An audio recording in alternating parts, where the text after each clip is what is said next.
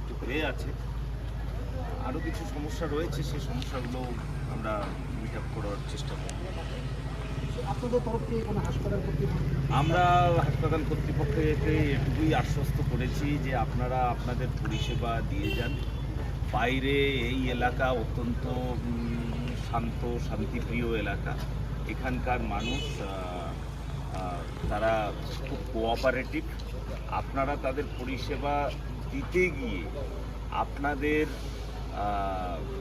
পক্ষে মানে তরফে যদি কোনো ত্রুটি না হয় তারা কখনোই কিছু করবে না। একটা হাসপাতাল, সেখানে বুঝতেই পারছেন রুগী নিয়ে কারবার। এবারে রুগী মানে তিনি সুস্থও হতে পারেন, তিনি কখনো কখনো দুর্ভাগ্যজনক হলেও মৃত্যুও হয় রুগী।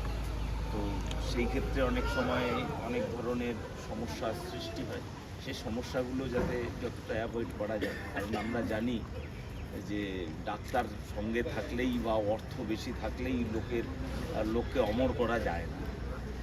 তো সেই জায়গায় সেটা ওনাদেরও হাতে নেই, কিন্তু ওনাদের যতটা বিদ্যা বুদ্ধি আছে এবং বিজ্ঞান যতটা অগ্রগতি ঘটিয়েছে সেই মোতাবেক যেন ওনারা নিজেদের কাজটা করেন, সেই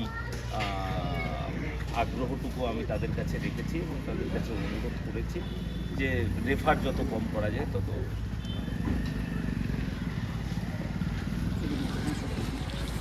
হাই শ্যামলদা, হচ্ছে?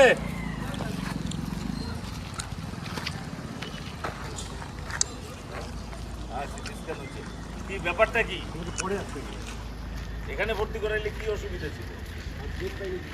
বেড ছিল না?